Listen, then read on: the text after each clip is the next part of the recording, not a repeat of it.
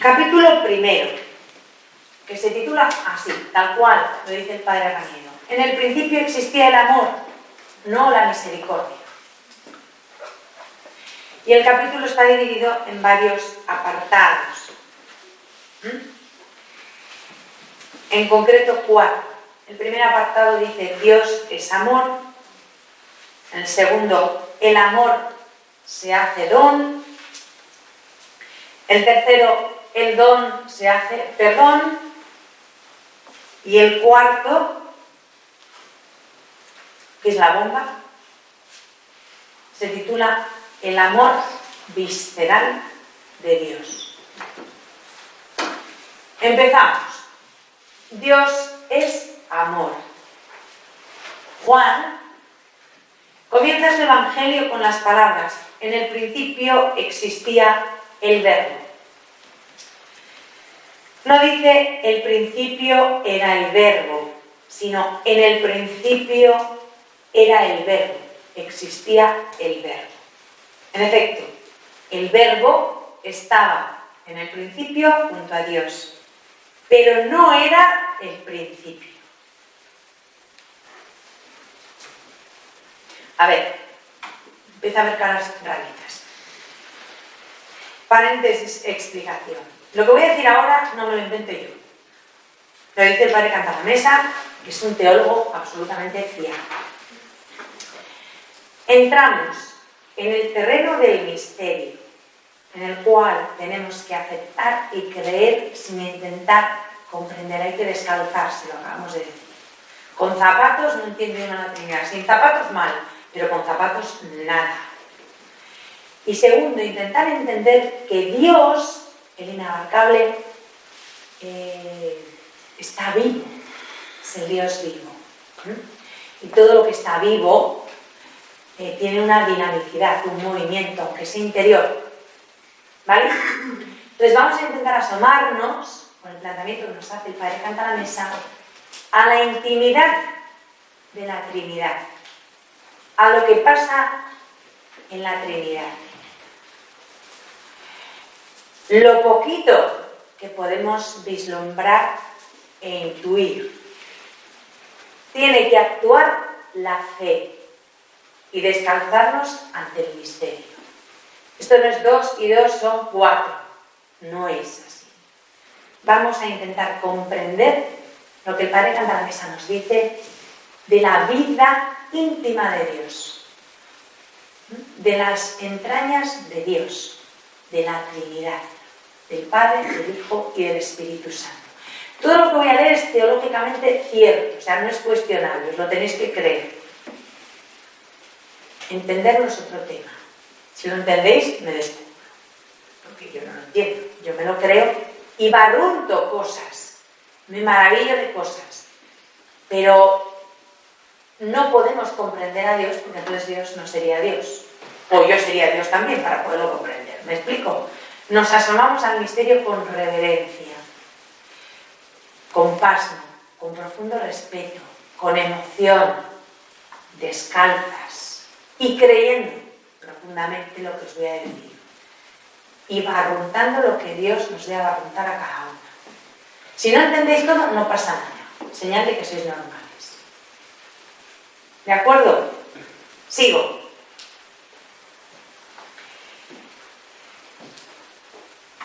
El verbo estaba en el principio junto a Dios. Sabemos que la Santísima Trinidad tiene 3 personas: Padre, Hijo y Espíritu Santo. El Padre, el verbo, es el Hijo, y el Espíritu Santo.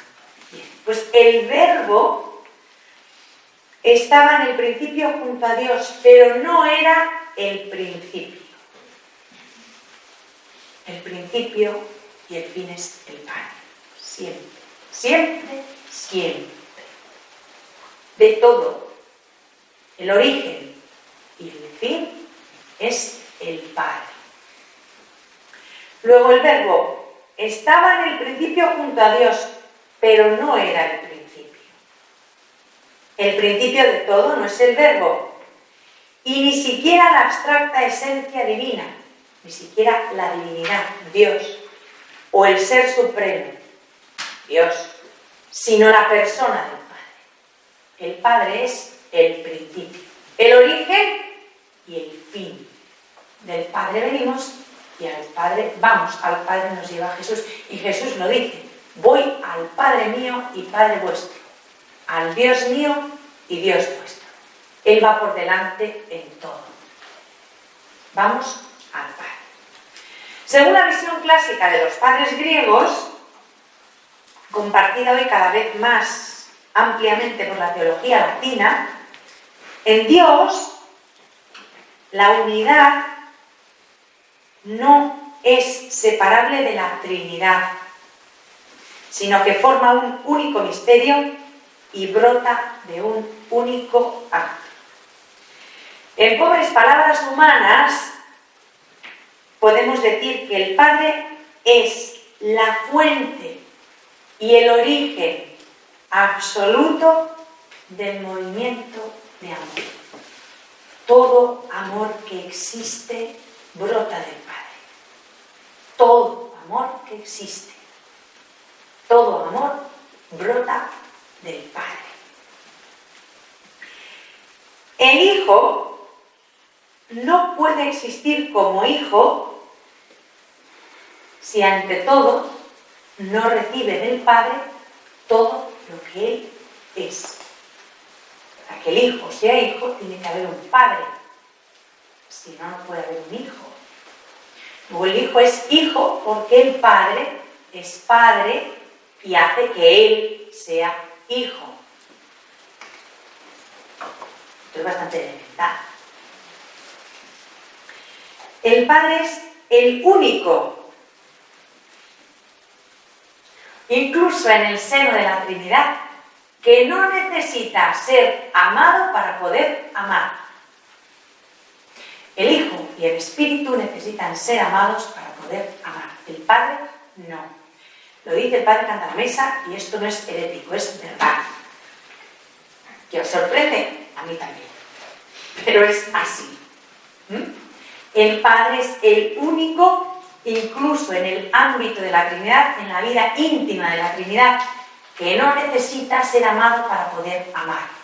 El Padre no puede hacer otra cosa más que amar, porque es amor.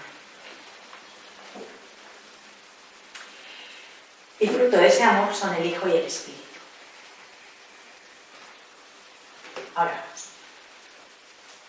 El Dios único de los cristianos es, por lo tanto, el Padre de nuestro Señor Jesucristo, que dice San Pablo. Ese es nuestro Dios. Pero no concebido en sí mismo, porque ¿cómo podríamos llamarle Padre si no tuviera un Hijo?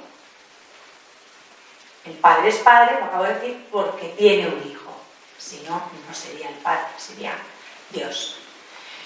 Él es el Padre, su esencia es de Padre, porque tiene un Hijo que le hace Padre. Repito, el Dios único de los cristianos es, pues, el Padre, pero no concebido en sí mismo, sino como el Padre siempre en acto de engendrar al Hijo y darse a Él con un infinito amor que une a ambos y que es el Espíritu Santo.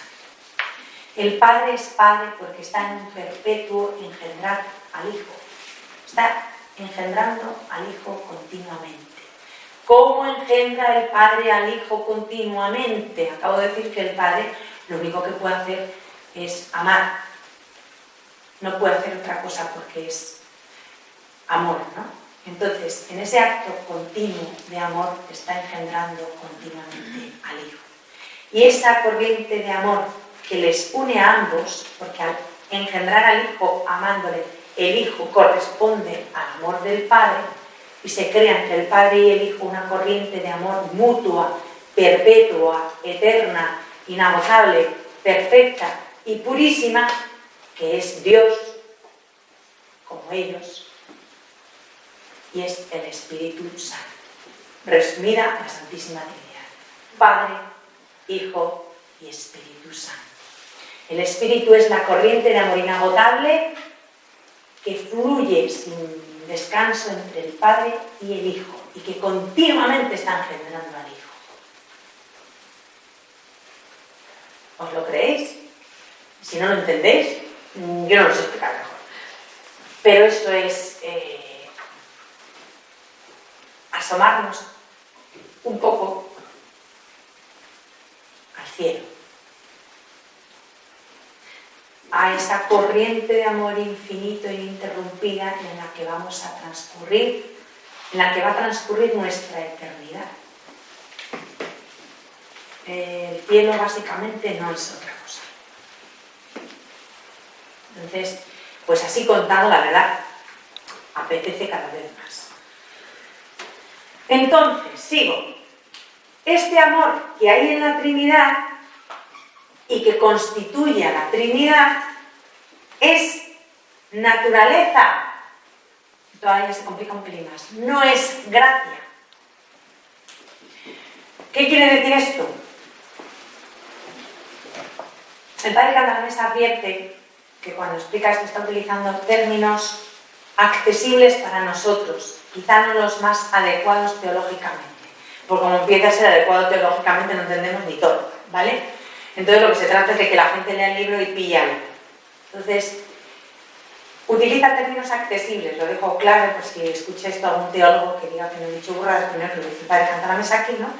Predicador del Santo Padre de la Casa Pontificia, pero él reconoce que naturaleza y gracia no son los términos más adecuados, pero sí los más accesibles y perfectamente admisibles para explicar esto. Entonces, el amor que hay en la Trinidad y que constituye a la Trinidad, que da lugar a la Trinidad, a las tres personas, es naturaleza.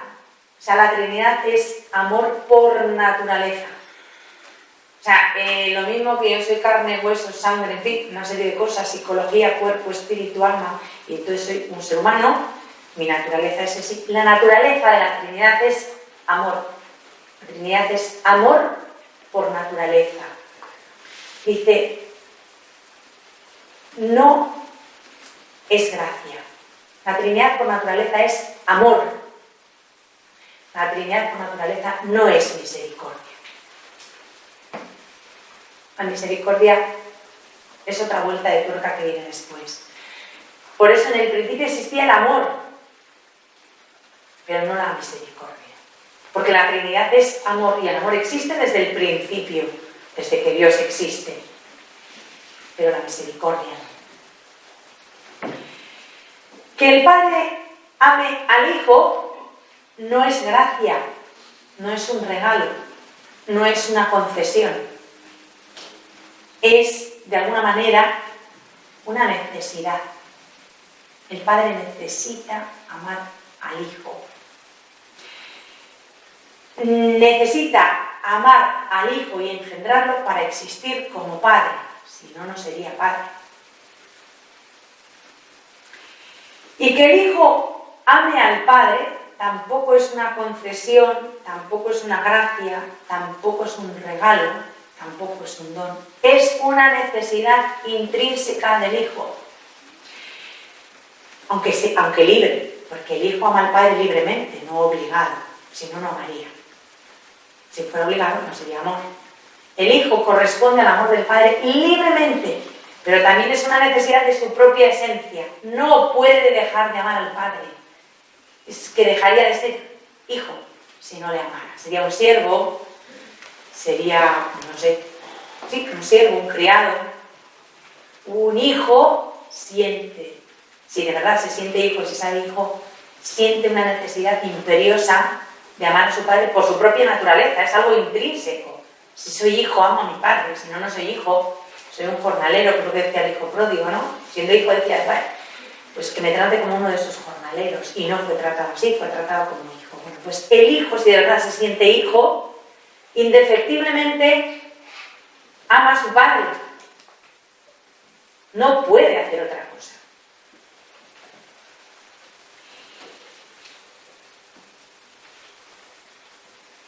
El hijo necesita ser amado para poder devolver el amor al padre y ser hijo.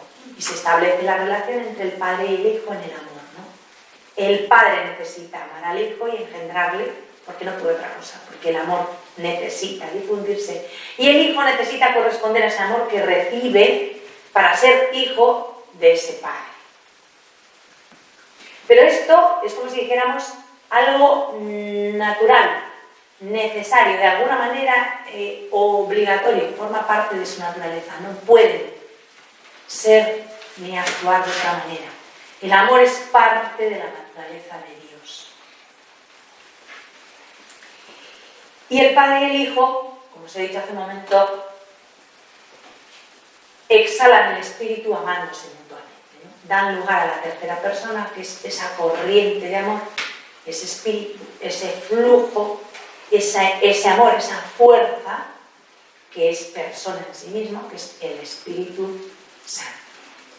Todo esto, que es precioso, es la naturaleza de Dios. Es que Dios es así porque tiene que ser así y no puede ser de otra manera. ¿Me explico, no? No pueden hacer otra cosa más que lo que hacen. Amarse. Y de ese amor,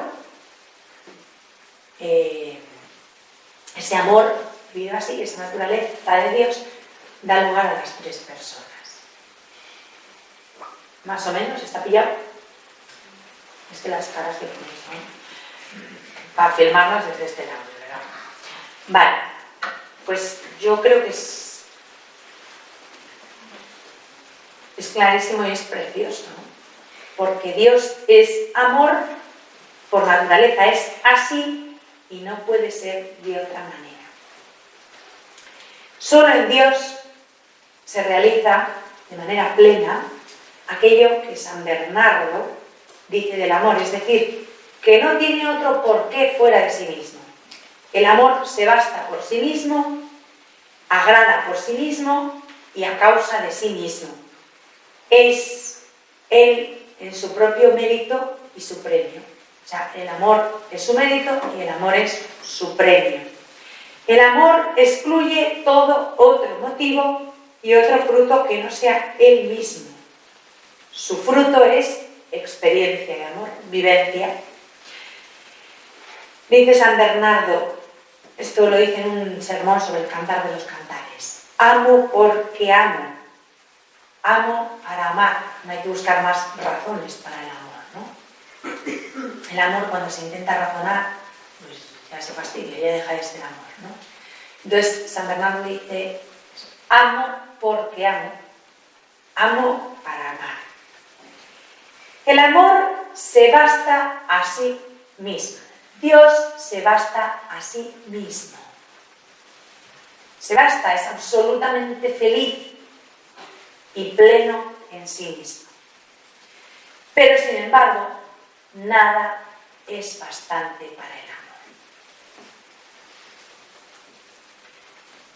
Y la prueba de esto es el modo en que Dios obra con sus criaturas. Hay dos planos.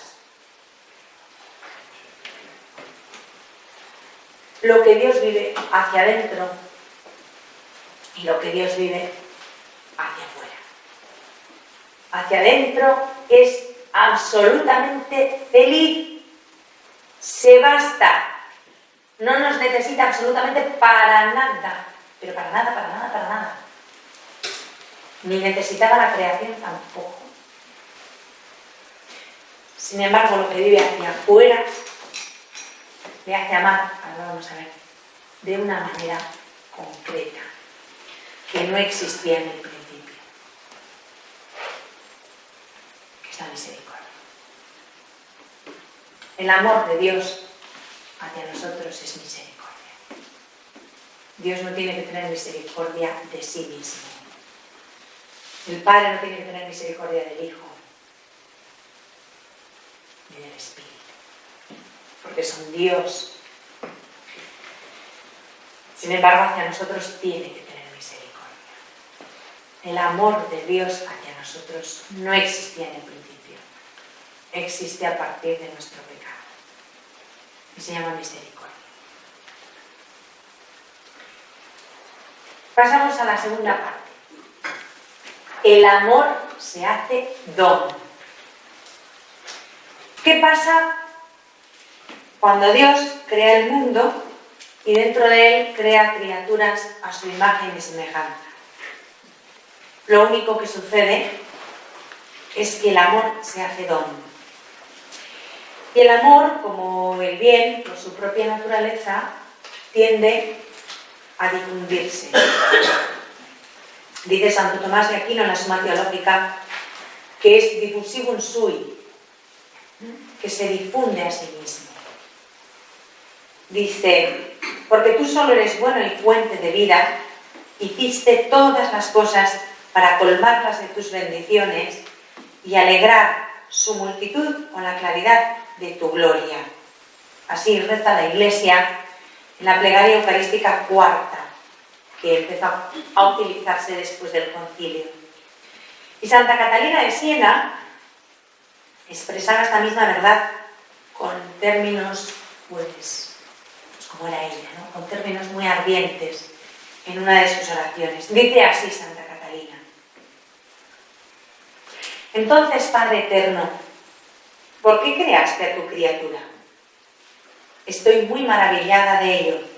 En realidad, veo, como me lo mostraste, que no hubo otra razón, sino que te viste obligado a darnos el ser, a pesar de las maldades que habíamos de cometer contra ti, Padre eterno, a causa del fuego de tu caridad. Él, pues, te obligó, oh amor inefable. Aunque en tu luz viste toda la maldad que tu criatura habría de cometer contra tu infinita bondad, tú hiciste como si no vieras. Es más, pusiste tu mirada en la belleza de la criatura, de la que te enamoraste como un loco y un borracho, y por amor la sacaste de ti, dándole el ser a tu imagen y semejanza. Tú, verdad eterna, me has explicado tu verdad.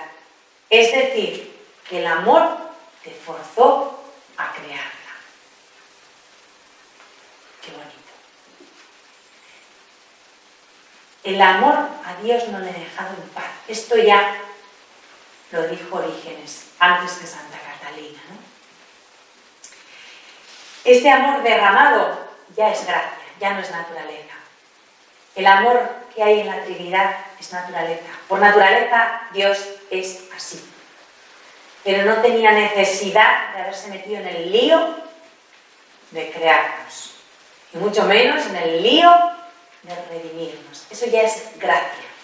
Ya no es la naturaleza de Dios, ya es don de Dios. Ya es regalo de Dios. Ya no es una necesidad de Dios. La necesidad de Dios es amar. El crearnos es... A ver cómo lo digo. Lo digo sabiendo que no tengo que decirlo, pero lo digo. Como si dijéramos una debilidad de Dios. A Dios le ha podido el amor, le ha podido el corazón y nos ha creado metiéndose en un follón. Porque estaba muy a gusto.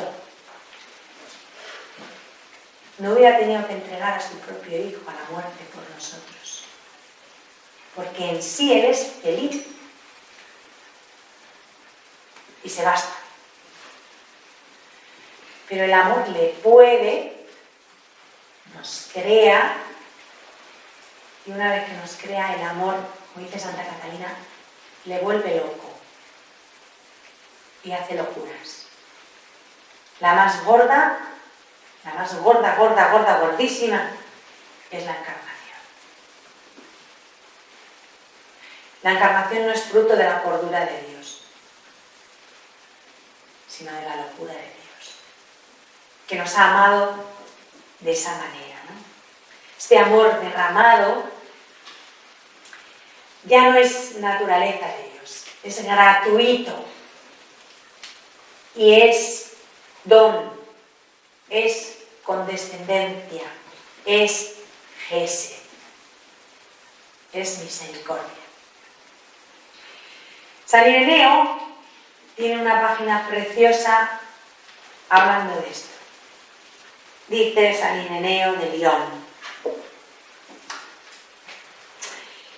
El Verbo de Dios no entabló amistad con Abraham por indigencia, por necesidad. El Verbo de Dios no tenía ninguna necesidad de hacerse amigo de Abraham. Cuando el Verbo de Dios se hace encontradizo con Abraham y empieza a hablarle y le llama, el Verbo de Dios no necesita a Abraham para nada. Es Abraham el que está más colgado que un kilo perchas y necesita de Dios. Abraham y todos los hijos de Abraham. El Verbo de Dios no entabló amistad con Abraham por indigencia, perfecto como era desde el principio, sino para regalarle, bueno como es, al mismo Abraham la vida eterna. Porque la amistad de Dios confiere la inmortalidad a quienes la contraen. Así pues, al principio no plasmó Dios a Adán porque necesitara del hombre, sino para tener en quien depositar sus beneficios. A quienes le sirven les beneficia por su servicio, y a quienes le siguen por su seguimiento. No recibe de ellos beneficio, siendo rico como es rico, perfecto y sin indigencia. Lo que decíamos, que Dios no nos necesita para nada. Y si le seguimos y le servimos, a Dios no le añadimos nada.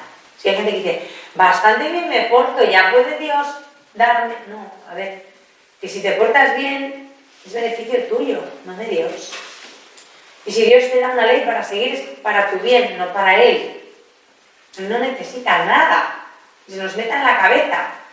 Los beneficiados de seguir a Dios somos nosotros, no Él. A Dios no le hacemos ningún favor, nos lo hacemos a nosotros mismos. Santa Catalina dice que Dios se vio obligado, por amor, a darnos el ser. San Ireneo parece decir lo contrario, que no tenía ninguna necesidad de crearnos. Entonces ¿en qué quedamos, no? Lo mismo Santa Catalina que San Ireneo explican distintos aspectos del mismo misterio. El misterio es tan amplio que nadie puede abarcar. Entonces, cada uno explica una partecita, ¿no? Y ambas cosas, aunque parecen contradictorias, son verdaderas.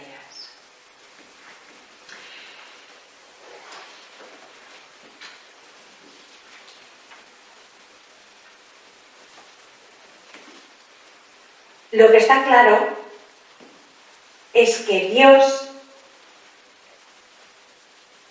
a ver cómo lo decimos, tiene una gratuita necesidad de crearnos y al mismo tiempo una necesaria gratuidad. O sea,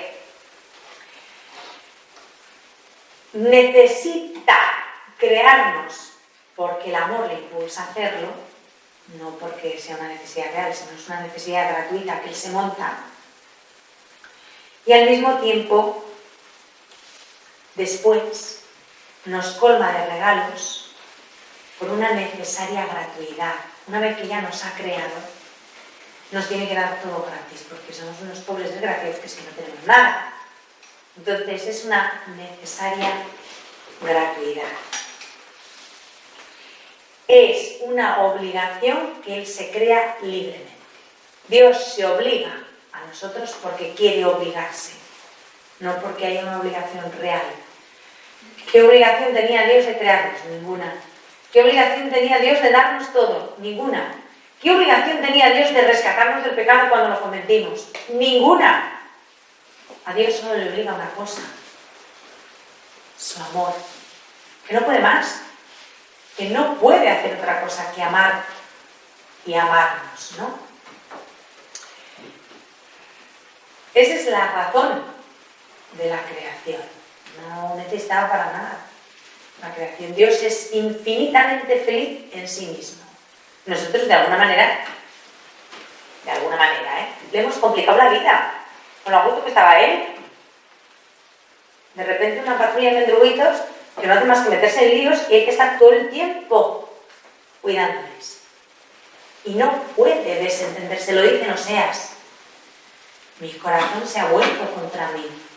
Lo dice Oseas 11, no puede más. Entonces se crea él mismo una obligación libérrima, libre en grado sumo, pero que él quiere. La misericordia de Dios, por lo tanto, es anterior al pecado del hombre. Porque la misericordia de Dios es ese amor que se derrama. No es únicamente la respuesta al pecado del hombre, porque ya existía antes del pecado del hombre. La creación es misericordia de Dios, porque es eterna su misericordia. Creó a Adán porque es eterna su misericordia. Creó todo lo que existe porque es eterna su misericordia. Ese amor hacia afuera de Dios es eterno. Existía antes del pecado de Adán.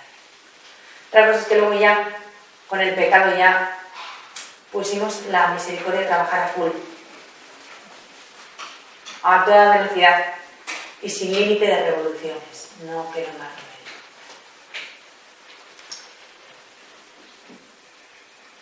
Es por misericordia, porque nos podía haber creado de muchas maneras, es por misericordia, por lo que Dios ha creado al hombre a su imagen. Podría habernos creado, pues como ha creado otras criaturas, que no son a su imagen, ¿no? Y por lo que le ha dotado de una razón para poderlo conocer y con un lenguaje para poderle alabar por su misericordia. El resto de los seres de la creación no tienen razón para conocer a Dios y no le pueden alabar conscientemente. Solo el hombre puede hacerlo, ¿no? Y eso es así por su misericordia, porque es eterna su misericordia. Es por gracia y por misericordia, dice San Pablo en Efesios 1, 4, 5, que hemos sido elegidos en Cristo antes de la creación del mundo. Dios nos eligió antes de la creación del mundo y nos ha destinado a ser sus hijos antes de la creación del mundo, antes del pecado. ¿Por qué? Porque es eterna su misericordia. En el plan de Dios somos hijos desde toda la eternidad. Él nos eligió en la persona de Cristo antes de crear el mundo, para que fuésemos santos, para que fuésemos sus hijos. Todo esto, si lo vemos despacio, es el fundamento de la razón de ser del hombre. ¿De dónde venimos? ¿A dónde vamos? ¿Qué hacemos en este mundo? Aquí está la respuesta. Desgraciadamente nos paramos poco a andar en esto, ¿no? Pero esta es la verdad. La verdad que todo hombre debería conocer y que solo una minoría muy pequeña conoce. Y esta es la verdad. Todo lo demás, con todos los respetos, no es verdad. La verdad es esto que os acabo de decir. Es importante tenerlo presente y ahondar en ello. Que no se nos olvide la importancia de la misericordia. La misericordia ha determinado todo el plan de Dios, para cada uno en particular y para la humanidad en general, desde antes de la creación del mundo. Tercer apartado, el don se hace perdón. Donar y perdonar. Entonces, cuando están las cosas así, y yo tengo un alma a imagen y semejanza de Dios, un alma destinada a ser hijo, como el Hijo es hijo de Dios, un alma destinada a amar, porque estoy creada a imagen y semejanza de Dios, un alma destinada a recibir el Espíritu, porque estoy creada a imagen y semejanza de Dios, un alma inmortal, porque está creada a imagen y semejanza de Dios. Entonces, claro, llega un momento en que una dice, bueno, entonces, ¿qué elemento nuevo en medio de todo este panorama, de este marco precioso? ¿Qué elemento nuevo introduce el hecho de que el hombre peque? ¿Qué nos trae de nuevo el pecado? Pues, dicho en pocas palabras, podríamos decir que el pecado ha convertido la misericordia de Dios de don en perdón. Antes del pecado, la misericordia era don, nos llena de dones, nos da la creación, nos hace a imagen y semejanza de Dios, todo eso es don. Después del pecado, se precisa el perdón. Antes del pecado no había nada que perdonar. Después del pecado, el don pasa a ser perdón. Podemos, dice el Padre Cantalamessa, comprender mejor esto, es precioso, es preciosísimo, con la ayuda de, os acordaréis de él, del amigo Cavasilas, que ya le leímos en la Pascua. Nicolás Cavasilas, que es un teólogo bizantino del siglo XIII, que en su casa le conocerán a la hora de comer. Nosotras le conocemos por el libro de la Pascua, pero nada más. Bueno, pues este bueno de Cavasilas nos propone diferenciar entre el amor, que hagamos una diferencia entre el amor de donación y el amor de sufrimiento. Cada vez, como veis, vamos matizando más el amor, ¿no? Y dice, leo textualmente a Cavasilas, dos características revelan al amante y lo hacen triunfar. La primera consiste en procurar el bien del amado en todo aquello que sea posible. La segunda reside en elegir sufrir por él y padecer cosas terribles si fuera necesario. Esta última prueba de amor, muy superior a la primera, no podía convenir a Dios, que es impasible en cualquier mal. Entonces, Dios inventa su propio anonadamiento, sufriendo por nosotros los más terribles padecimientos. De este modo, con todo aquello que soporta, Dios convence a los hombres de su extraordinario amor y nos atrae nuevamente hacia sí, a ellos que huían del Señor bueno por creer que eran odiados por Él. Resumo. Es precioso este texto de Cavasilas, ¿eh? Dios ya no sabe qué inventar para que nos enteremos de que nos quiere. Entonces se inventa la kenosis, el anonadamiento más grande. Dicho muy burdamente, hacerse caca con la caca. No sabe demostrarnos, no encuentra una manera mejor de demostrarnos cuánto nos quiere que haciéndose carne de nuestra propia carne. En todo igual a nosotros, menos en el pecado. No puede inventar nada mejor para que entendamos hasta dónde llega su amor, ¿no? Importantísimo, que esto no le gusta a la gente, pero es verdad. Yo llevo casi 15 años de mi vida diciendo y repitiendo: el pecado y la rebelión humana le producen a Dios una herida. He aquí este corazón que tanto ha amado a los hombres, y a cambio solo ha recibido humillaciones y desprecios. Un corazón que está herido por mi desamor, ¿no? Bueno, pues eso que no gusta hoy es verdad. Y al que no le guste oírlo, pues peor para él, pero es la realidad.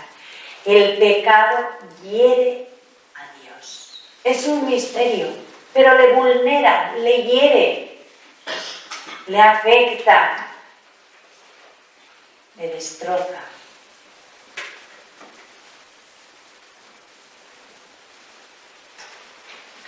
Por eso el amor de donación de Dios, que nos ha dado todo, porque es eterna su misericordia, que nos ha creado a su imagen, que nos ha dado la creación, que nos ha dado la vida, que nos ha dado un destino eterno, se vuelve contra Él cuando es rechazado. Eso es el pecado. El rechazo del amor de donación de Dios. El pecado es el rechazo de la misericordia de Dios. Y eso le produce a Dios una herida. Esa herida es el pecado. Luego el pecado tiene sus matices y está toda la teología moral para explicarnos todas las historietas del pecado y todos los pormenores y todas las características. Bien, fenomenal. Muy interesante. Pero lo importante es que el pecado, en cualquier manifestación, produce una herida en Dios. Y el misterio más grande consiste en que Él se ha hecho vulnerable, se deja herir. Ha querido dejarse herir por nuestro pecado, que es nuestro desamor, es no corresponder a su amor. Cavasilas, hemos leído, que pospone hasta el momento de la encarnación y de la pasión de Cristo el amor de sufrimiento de Dios. Cavasilas dice que cuando Dios se encarna, cuando aparece Jesús, el hombre Dios, empieza el sufrimiento de Dios, ¿no? Desde su encarnación hasta su muerte y su resurrección. Pero Orígenes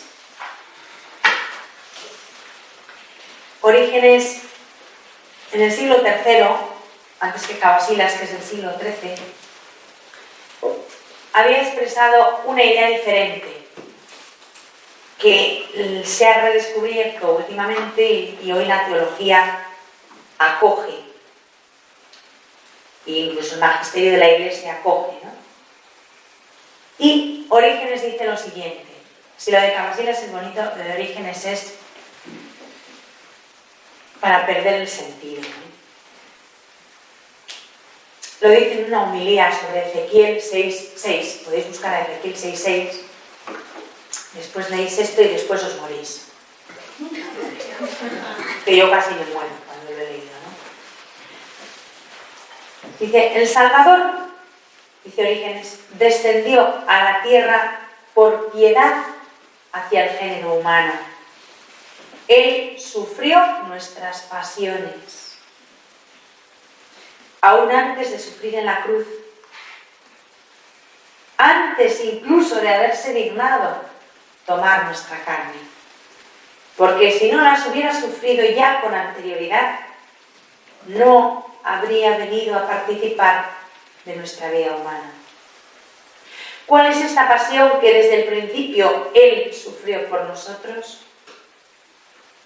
Es la pasión del amor. El Padre mismo, Dios del universo, Él, que está lleno de longanimidad, de misericordia y de piedad, ¿acaso no sufre de algún modo?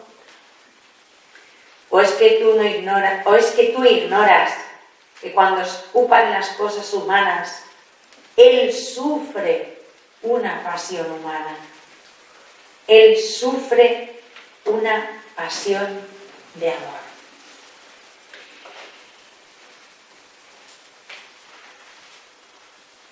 Hasta la segunda mitad del siglo pasado, ningún teólogo se atrevía a hablar del dolor de Dios, porque creían que era rebajar a Dios. Y el dolor de Dios es real. Claro, y dices, ¿y cómo se conjuga esto del dolor de Dios con la impasibilidad de Dios? Es que es Dios. Dios puede ser impasible y tener dolor al mismo tiempo. ¿Cómo? Es un misterio, pero es verdad. Es verdad. Y además, no es difícil conocer esa verdad cuando Dios la quiere dar a gustar a las personas que Él se elige. La intuición de Orígenes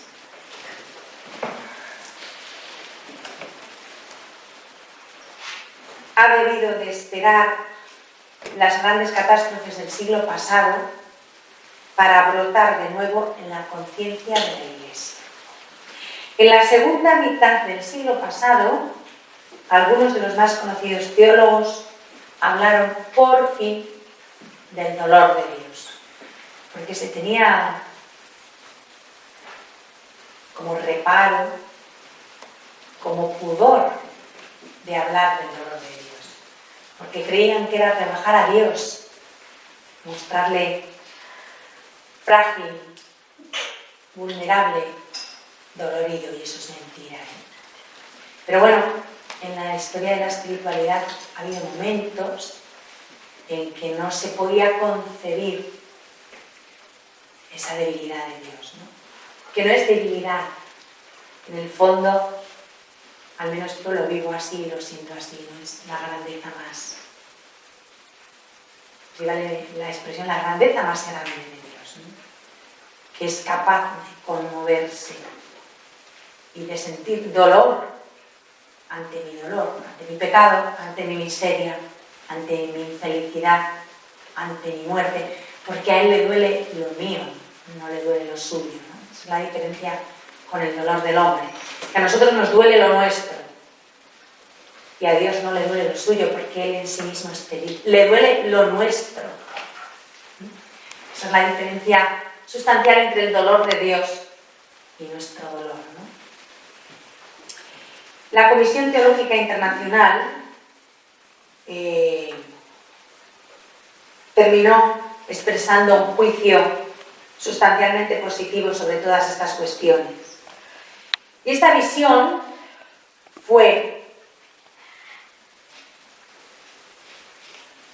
precisada, fue acogida y luego precisada y redactada y reelaborada por Juan Pablo II en la encíclica preciosa que escribió sobre el Espíritu Santo, que se titula precisamente Vives in Misericordia, rico en misericordia, ¿no? Dominus et Vivificante, Vives in Misericordia, es una encíclica,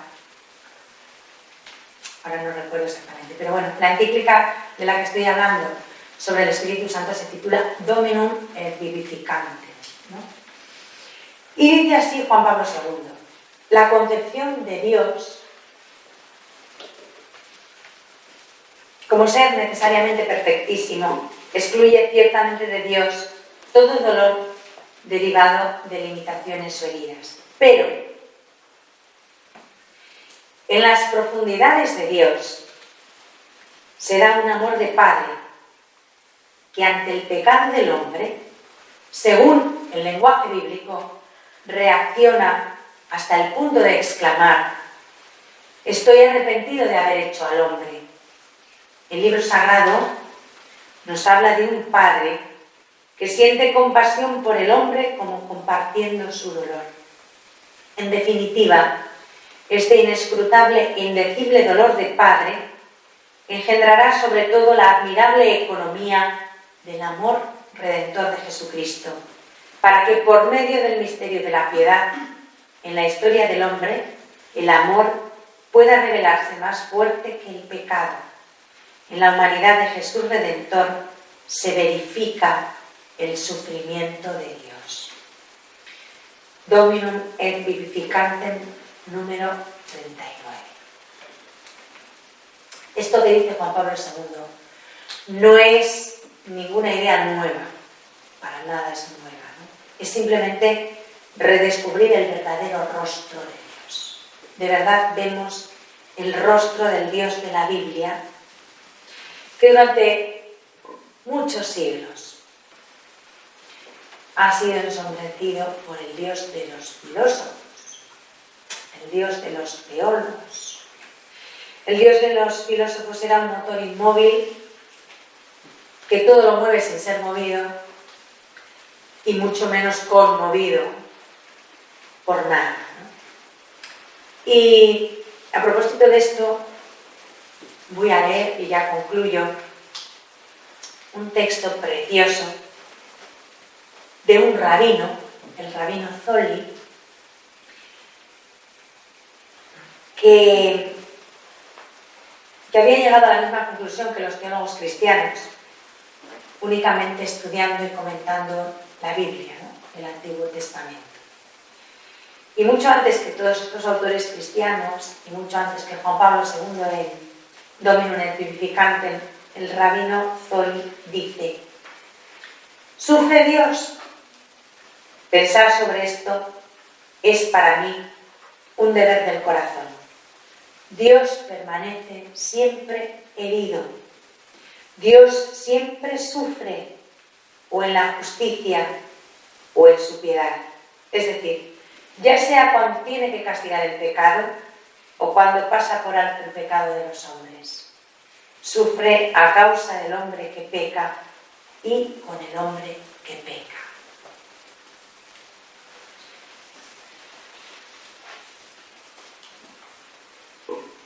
Y lo podemos dejar aquí, porque yo creo que la capacidad de bellísimo, porque es la verdad de Dios. Dios no es una especie de Júpiter tonante que está en las alturas, desde donde nos ve, nos ordena, nos coloca, nos juzga, nos exige, nos manda. Ese no es Dios.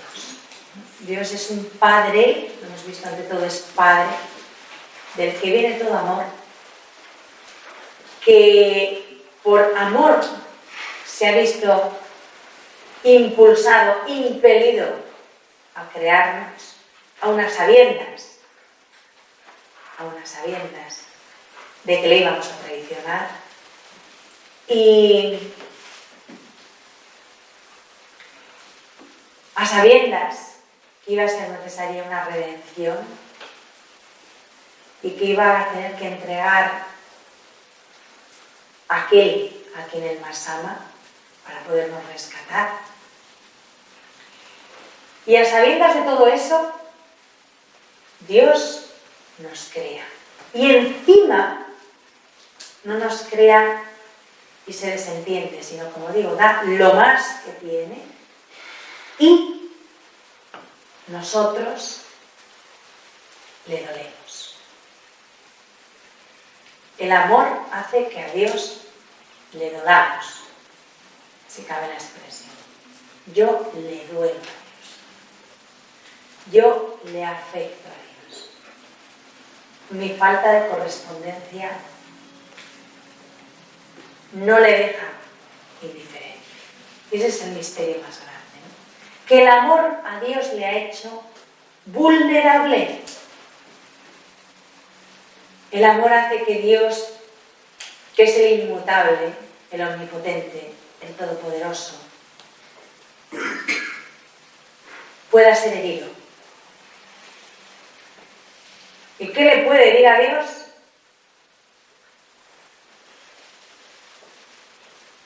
Solo una cosa: mi desamor. Que yo no le ame. A Dios no le va a ir un ejército.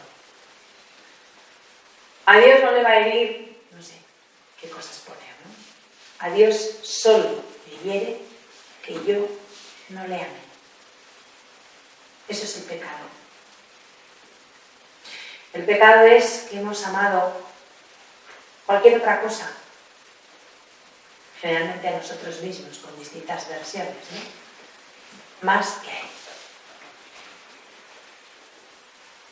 Entonces, envía a su Hijo para dos cosas. Por un lado, para rescatarnos, ¿no? Y por otro lado, para que aprendamos cómo se ama al Padre.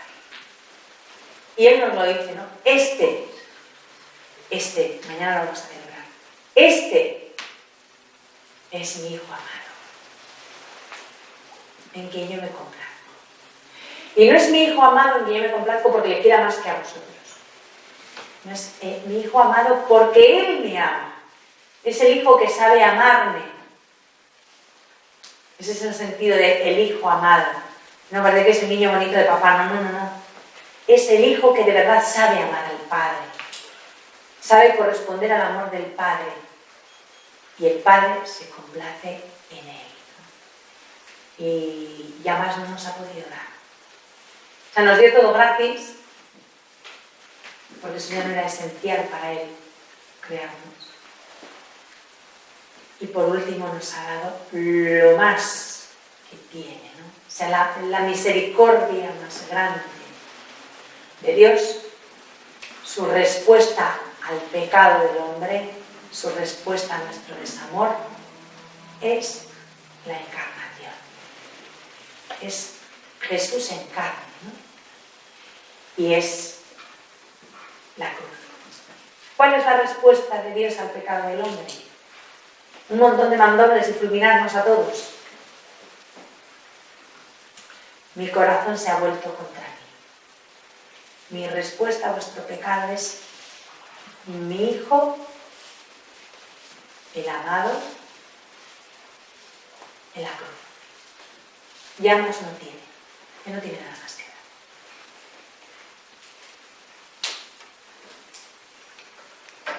dar.